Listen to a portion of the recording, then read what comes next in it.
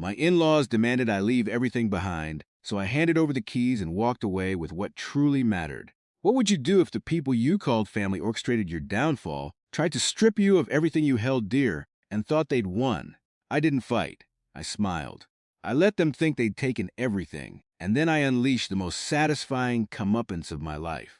This isn't just about a house or a divorce. It's about the 47 frantic phone calls that confirmed they had absolutely no idea who they were dealing with. It's been 3 months since that day, and I still catch myself laughing at random moments. Not cruel laughter, but the kind that bubbles up when you realize you spent 6 years desperately trying to earn respect from people who were never going to give it. And the thing that finally set you free? Them telling you to leave. My name's Austin. I'm 32. I'm a software engineer. But about 4 years ago, I started building this project management tool for small construction firms. It's a SaaS product, basically. Companies pay a monthly fee to use it. I built the whole thing from scratch, right there in the converted garage of the house I shared with my wife, Jenna. Let's talk about that house. Jenna and I bought it 2 years into our marriage for $189,000. That should tell you everything you need to know about its condition. 3 bedrooms, 1 functional bathroom, a kitchen from 1974, and a backyard that was 60% mud. My buddy Derek, who runs a small contracting crew, helped me with the structural stuff on weekends, but most of the cosmetic work, that was all me. Over 3 years, I poured my heart into it. New kitchen, refinished hardwoods, 2 updated bathrooms, custom built-ins in the living room, even the landscaping. By the time I was done, the place appraised at $410,000. Jenna picked the paint colors. I'm not being petty. It just becomes important later when her parents started calling it Jenna's house. Don and Marilyn, Jenna's parents. Don, retired from a regional bank, spoke slowly, deliberately, like every word was a contract clause. Never raised his voice. Didn't need to. He had this way of tilting his head, like he'd already decided you were wrong, but was granting you the courtesy of finishing. Marilyn was the engine behind him. She ran everything: social calendar, church, their neighborhood standing. Everything Marilyn did was filtered through one question: what will people think? From the day Jenna brought me home, I was a project they tolerated. I grew up in Eastern Oregon, small town, small house, parents who worked with their hands. They died in a car accident my sophomore year of college. No siblings, no safety net. I finished my degree on loans, grief, and pure stubbornness. I didn't have a family name, a trust fund, or a network. To Don and Marilyn, I was a puzzle piece that just didn't fit their picture for their daughter. Don once told me at Thanksgiving, in front of Jenna's entire extended family, that I had a lot of hustle, and he respected the grind. He said it like you'd compliment a dog for learning a new trick. Marilyn added, "We just love that Jenna found someone so determined." She paused on determined, like she was choosing it over something far less flattering. Jenna squeezed my hand under the table, and I let it go. That became the pattern. They'd say something dismissive. Jenna would squeeze my hand, and I'd swallow it. Jenna and I were good for a while, genuinely good. She taught 4th grade and loved it. She was funny, warm, and had this habit of narrating what our dog Baxter was thinking in a tiny voice that made me laugh every single time. But somewhere around year 4, things shifted. She started spending more time at her parents' house, more weekday dinners over there without me. When I'd ask, she'd say I was always working anyway. And honestly, she wasn't wrong. I was building the company, which meant long nights in the garage, but I told myself I was building it for us. Her parents started coming over more too. Marilyn would walk through the house, making little comments like, "Oh, Austin, you should really think about crown molding in here." Or she'd rearrange the kitchen and say she was just helping. Don would sit in my living room, on furniture I'd built, drinking coffee from a mug I'd bought, and talk about how Jenna could have had her pick, but she chose to follow her heart. Like marrying me was an act of charity. I let it go every time because Jenna would say, "That's just how they are," and I'd tell myself it wasn't worth the fight. Here's where things got truly uncomfortable. About 5 months ago, I was updating the shared cloud storage Jenna and I used for household stuff. Tax documents, insurance, that kind of thing. It was a Sunday night. Jenna was at her parents' for dinner, and I was home, behind on a feature release. She'd synced her phone to the cloud at some point and apparently forgot, because sitting in a folder labeled downloads were screenshots, text messages, between Jenna and a guy named Craig. I won't reproduce them here. You can fill in the blanks. But the messages went back at least 4 months, and Craig was a trainer at the gym Jenna had started going to the previous summer. The tone wasn't just flirty, it was familiar, inside jokes, pet names, plans, and logistics. The kind of careful scheduling you do when you're hiding something. He has a client call at 2. I can leave by 1:30. One message from Jenna hit hard. He doesn't suspect anything. He's always in the garage. I sat in my office chair in that garage for about 45 minutes without moving. I didn't cry. I didn't throw anything. I just sat there, and something inside me went very, very quiet. Then I opened a new browser tab and searched for divorce attorney consultation. But I didn't call one yet. I knew with absolute certainty that the moment I confronted Jenna, Don, and Marilyn would get involved. And I knew exactly what that would look like. I'd been watching them operate for 6 years. Don would be reasonable. Marilyn would cry. Jenna would be the victim, and I'd be the guy who drove her to it by working too much. So, I didn't say a word. Not that night. Not the next day. I made dinner. I asked about her kids at school. I played with Baxter, and I started thinking. What I didn't realize yet was that Don and Marilyn weren't just going to get involved. They were going to try to take everything I'd built, and they were going to hand me the keys to walk away from the one thing that mattered least. For 2 weeks after I found those messages, I lived a double life in my own house. I'd wake up, make coffee, kiss Jenna on the forehead, go to the garage, and work on my company. Same routine as always. But now, when Jenna said she was going to the gym, I didn't feel that little pain of guilt I used to feel for not going with her. I just nodded, and when she came home glowing and chatty, I knew why. The hardest part wasn't the anger. The anger was clean, simple. The hard part was watching her be kind to me. She'd bring me lunch in the garage. She'd text me funny memes during the day. And I'd think, how long have you been doing both? How long have you been bringing me sandwiches and then texting him? I called Derek that first Saturday. We sat in his truck in his driveway, and I told him everything. Derek's not a complicated guy. He listened, cracked his knuckles, and said, "You need a lawyer before you need a plan." He was right, but I needed to understand something first. I needed to know what I was protecting. See, here's the thing most people don't think about in a divorce. Everyone focuses on the house, the cars, the bank accounts. Those are the visible assets. But I had built a company. My SaaS tool had about 340 paying customers, each averaging around $280 a month in subscription fees. I'll save you the math. It was generating real revenue. Not life-changing money yet, but the trajectory was sharp. I'd been approached twice in the past year by larger firms asking if I'd consider selling. I'd formed the LLC 18 months before Jenna and I got married. I used my own savings. I never commingled company funds with our joint accounts. Every dollar the company made went into a dedicated business account. Jenna had no ownership stake, no signing authority, and frankly, no interest. She'd never once asked to see a balance sheet. When people at parties asked what I did, Jenna would just say, "Austin does computer stuff from the garage," and change the subject. That description was about to become very important. I called Walt the following Monday. Walt's a business attorney I'd met at a small business networking event 2 years earlier. He'd helped me with a contract dispute, and we'd stayed in touch. I told him the situation. He was quiet for about 10 seconds, then said something I'll never forget. "Austin, do you understand that your company is probably worth 3 times that house?" I told him I had a rough idea. "Then here's what you do," he said. "You don't change anything. You don't move money. You don't confront anyone.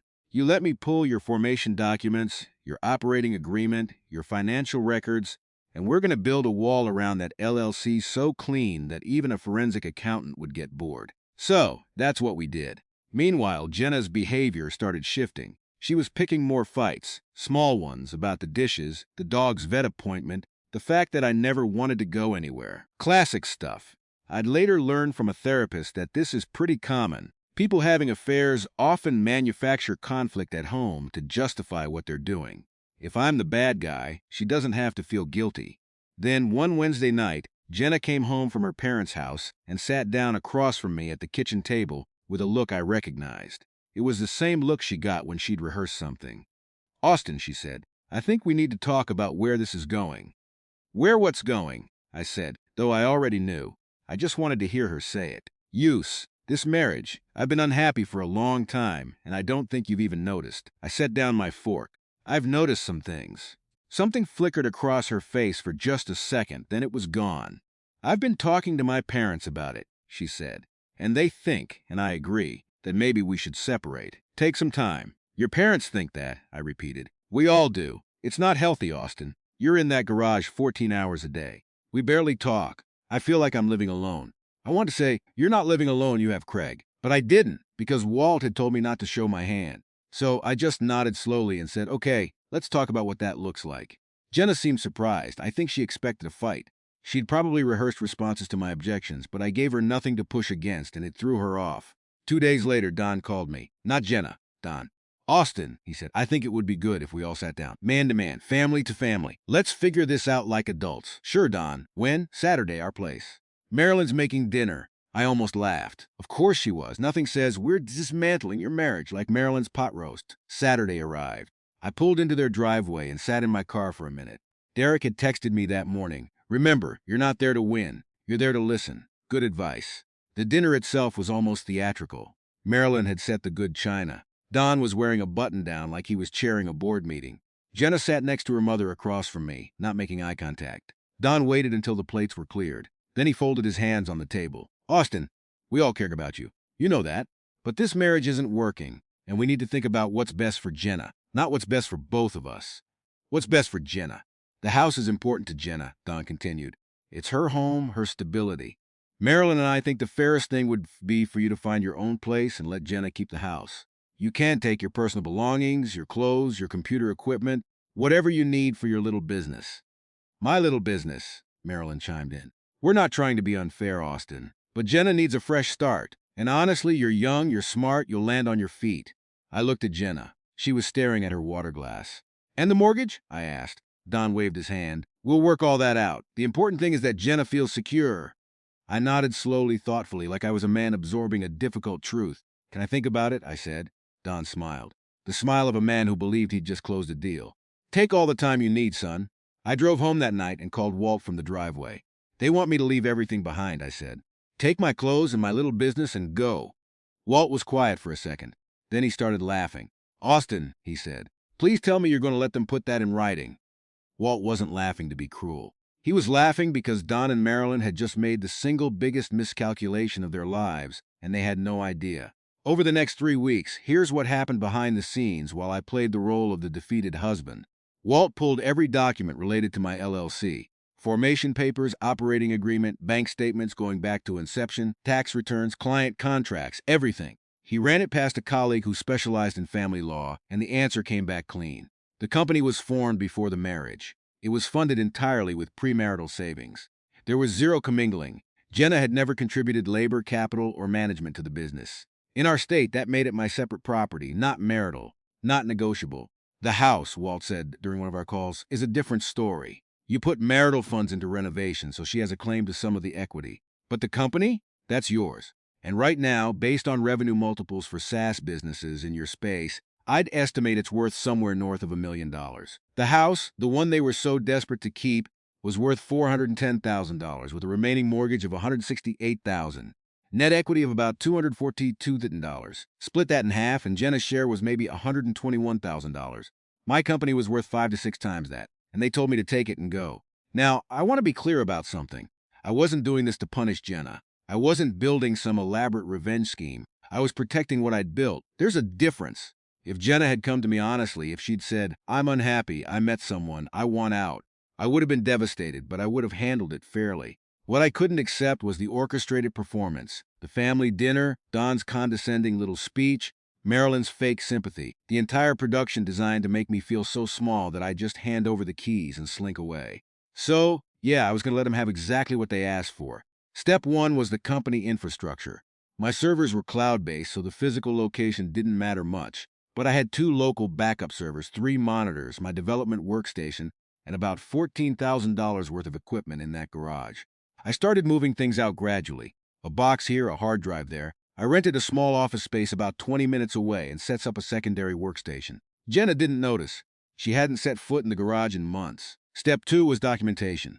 Walt drafted a formal response to Don's proposal. It was deliberately simple, almost passive. It said I was willing to vacate the marital home and leave behind all jointly owned furnishings and appliances. I would take my personal belongings, clothing, and business equipment. I requested no claim on the house. In exchange, Jenna would make no claim on my business or business assets. Walt included a line that still makes me smile. Mr. Reeves agrees to leave the marital residence in its current condition, retaining only those items solely related to his separately owned business enterprise. Don read it and called me that same evening. Austin, this is very reasonable. I'm glad you're being mature about this. I appreciate that, Don. Marilyn and I want you to know there are no hard feelings. You're a good kid. This just wasn't the right fit. Thank you. We were thinking the first of next month would be a good target for you to be out. Give Jenna some time to settle in before the holidays. The first of next month, 23 days away. That works, I said. After we hung up, I sat in my garage office and looked around at the space where I'd built something real. Years of late nights, hundreds of customer calls, code I'd rewritten 3 times until it worked. I'd poured more of myself into this company than into anything else in my life. And Don had just called it your little computer stuff. During those 23 days, the in-laws became insufferable. Not in a dramatic way, but in the quiet, grinding way that people are insufferable when they think they've won. Marilyn started coming to the house during the day to help Jenna plan. I'd hear them in the kitchen, talking about paint colors, new curtains, whether to convert the garage into a guest suite. My garage, where I was still working, by the way. They'd talk about it like I was already gone. Don came by one Saturday to inspect the backyard. He walked the fence line, tested the gate latch, and told Jenna she should think about getting the deck restained. The deck I'd built with Derek over 2 weekends in July. Don patted one of the support posts like he was approving a purchase. Jenna, to her credit, seemed uncomfortable with some of this. She'd catch my eye occasionally and look away quickly. Once, when Marilyn was loudly planning a girls' housewarming brunch, Jenna quietly said, "Mom, he's still here." Marilyn just smiled and said, "Not for long, sweetheart." I kept working. I kept my head down, and I kept moving equipment. The acquisition interest I'd received earlier in the year came back around during this period. A company called Trellis, a mid-sized project management platform, reached out through a broker. They wanted to discuss strategic partnership or acquisition. I took the call from my new office space. Their initial range was $1.2 to $1.6 million, depending on due diligence. I told them I was interested, but the timing needed to be right. The broker asked, "What kind of timeline are you thinking?" "About 3 weeks," I said. The last week before the move-out date, Marilyn did something that almost broke my composure. She brought over a cardboard box, a single cardboard box, and she set it on the kitchen counter. "For your things," she said, beaming at me. "I thought you might need help packing." One box for the man who'd rebuilt the entire house. I looked at the box. I looked at Marilyn and I said, "That's really thoughtful. Thank you," she beamed. Don, standing behind her, nodded approvingly. "We'll do dinner the night before you leave," Marilyn said. "A proper send-off, no hard feelings." Derek called me that night. "How are you holding up?" "They're throwing me a going-away dinner," I said. Marilyn brought me a box to pack my life into. Derek was quiet for a second. "Man," he said, "they really have no idea, do they?" No, they really didn't. The dinner was set for Thursday. I'd be out by Friday morning. Don had already drafted a little informal agreement he wanted me to sign, confirming I was voluntarily leaving and had no further claims to the property or its contents. Walt reviewed it and said, "Sign it. It actually helps us. It says property and contents. It says nothing about business assets." So, the stage was set. The family was planning their victory lap. Jenna was getting her fresh start. Don was getting his deal. Marilyn was getting her narrative. And I was getting the one thing they never even thought to ask about. Thursday night, the farewell dinner. Marilyn outdid herself. Linen napkins, candles, a roast chicken with rosemary potatoes, and some kind of green bean thing she always made for holidays. She'd even put out a small bouquet of flowers, which I thought was a particularly insane touch. Who puts flowers on the table for a dinner celebrating the end of someone's marriage? Don was in fine form. He shook my hand at the door like we were closing a real estate transaction, which I suppose in his mind we were. "Austin, glad you could make it. I lived here until tomorrow, but sure." Jenna was quieter than usual. She'd been quieter all week, actually. I'd caught her standing in the hallway outside the garage 2 days earlier, just standing there. She didn't knock, didn't come in. When I opened the door, she was already walking away. Dinner was surreal. Don gave a little speech. I'm not exaggerating. He actually stood up, held his wine glass, and delivered prepared remarks. "Austin, you've been a part of this family for 6 years, and we want you to know that we wish you nothing but the best. Sometimes paths diverge, and the mature thing, the adult thing, is to recognize that and move forward with grace. We think you're handling this with a lot of class." Marilyn nodded along. Jenna stared at her plate. "We want you to know that this house," Don gestured broadly like he was showing off a model home, "will be taken care of. Jenna will be taken care of, and you'll always be welcome to stop by. I will always be welcome to stop by. At the house I purchased, renovated, and paid the mortgage on for 6 years. "Thank you, Don," I said. "That means a lot." After dinner, Don slid the agreement across the table. 1 page, simple language. I, Austin Reeves, voluntarily vacate the marital residence and relinquish any claims to the property and its household contents. I will remove only my personal belongings, clothing, and business equipment. I read it carefully, even though Walt and I had already gone over it line by line. Then I signed it. Don folded it into his breast pocket and patted it twice like he was tucking away a winning hand. "You're doing the right thing, son." I helped Marilyn clear the dishes. She actually hugged me at the door. A real hug. I think she genuinely believed she was being kind. That's the thing about people like Marilyn. The cruelty isn't calculated in the way you'd think. She truly, fully believed that she was handling this with compassion and grace. That made it worse somehow. I drove home, sat in the garage one last time, and looked at the empty spaces where my equipment used to be. 3 monitors gone, servers gone, workstation gone. All that remained was a folding table, a desk lamp, and an Ethernet cable snaking across the floor. I called Walt. "Signed it?" he asked. "Signed it." "Good." The Trellis offer came informal today. $1.4 million, all cash, 30-day close. I sat with that number for a minute. $1.4 million for the thing they told me to take and go. "Are you accepting?" Walt asked. "Not yet," I said. "I want to sit with it, but probably, yeah." "Austin," he said, "for what it's worth, I've been doing this for 15 years, and this is the most satisfying piece of paper I've ever helped someone sign." Friday morning, moving day. Derek showed up at 7 with his truck, even though I told him I didn't need it. He brought coffee, too. 2 large black coffees from the gas station on Route 9. The kind that tastes like it's been sitting on a burner since the Clinton administration. "You don't have to be here," I said. "I helped you build the deck. I'm helping you leave the deck. Shut up and drink your coffee." Most of my stuff was already at the new office or in a storage unit I'd rented the week before. All that was left at the house were some clothes, a few boxes of personal items, and the dog. Yeah, the dog, Baxter. He was mine before the marriage. I'd adopted him as a puppy when I was 26, 2 years before I met Jenna. He was registered in my name, microchipped to me, vet records, all under my account. Jenna loved Baxter, I won't deny that, but he was my dog. And the agreement said personal belongings. I loaded 3 boxes and 2 suitcases into Derek's truck. Took about 20 minutes. Jenna watched from the kitchen window. She didn't come outside. Then I went back in, clipped Baxter's leash to his collar, and walked him to the truck. Jenna opened the back door. "Austin, what are you doing? Taking Baxter? You can't just take the dog." "He's mine, Jenna. He's been mine since before we met. He's registered to me. The agreement says personal belongings." She looked like she wanted to argue, but she didn't. She just stood there, arms crossed, watching me lift Baxter into the back seat. Then I walked back to the front door. I pulled the house key off my keyring and set it on a little table in the entryway. The table I'd refinished myself, the one with the wobbly leg I'd never gotten around to fixing. "The key's on the table," I said. "Good luck, Jenna." I meant it, not sarcastically. I actually meant it. She said nothing. I walked to the truck, got in, and Derek pulled out of the driveway. "You good?" Derek asked. "Yeah, I'm good." My phone buzzed before we reached the end of the street. It was Jenna. "You took the dog." Then Don, 11 minutes later. "Austin, call me. We need to discuss this." Then Marilyn. "This is very petty, Austin. Very petty." I turned my phone to silent and helped Derek unload at my new apartment. It was a 1-bedroom about 15 minutes from my office space. Clean, quiet, nothing special. No built-in shelving, no refinished hardwood. Just beige carpet and white walls and a kitchen that smelled faintly like the previous tenant's cooking. But it was mine, and nobody was going to rearrange it while I was at work.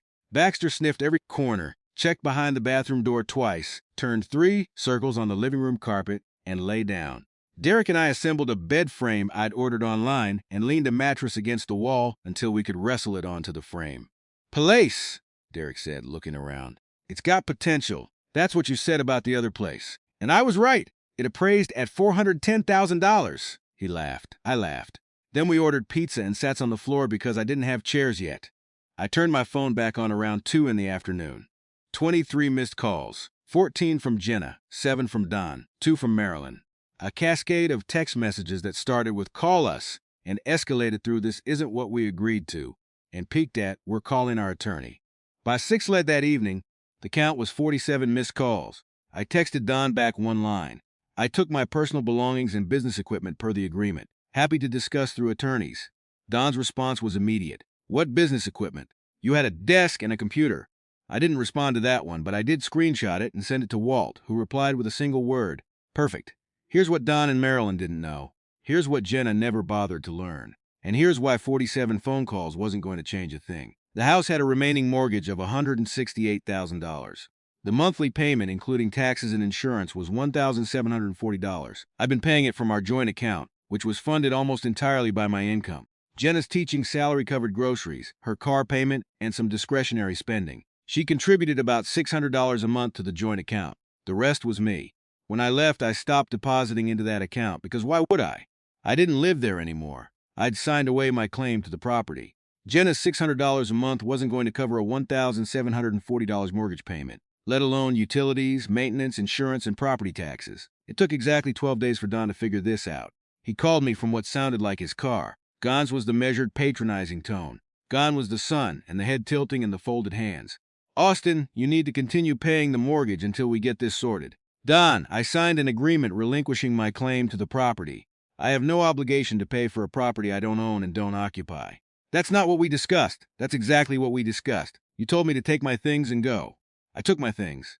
I went. Your attorney is going to hear from our attorney. That sounds fine. Walt's number is on the correspondence he already sent. He hung up without saying goodbye. First time for everything. Their attorney did call Walt. According to Walt, the conversation lasted about 15 minutes and was mostly the other lawyer asking clarifying questions about the LLC. When Walt explained the company's structure, formation date, revenue, and estimated valuation, there was a long pause. He asked Walt to repeat the valuation number. Then he said he'd get back to his clients. I imagine that was an interesting conversation at Don and Marilyn's house. The formal divorce proceedings started 3 weeks later. Jenna hired a lawyer, a decent one from what I could tell. Her lawyer requested a full asset disclosure, which I provided without hesitation. There it was, in black and white, the LLC, its revenue history, its client base, its estimated value of $1 to $1.4 million.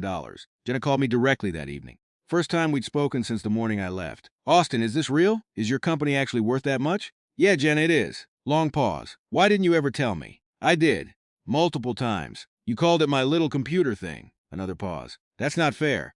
Jenna, your father told me to take my computer equipment and leave. Your mother brought me a cardboard box. You all knew I had a business. You just never thought it was worth anything because you never thought I was worth anything. She didn't respond to that. I heard her breathing. Then she said, my parents are going to lose their minds. That's between you and them.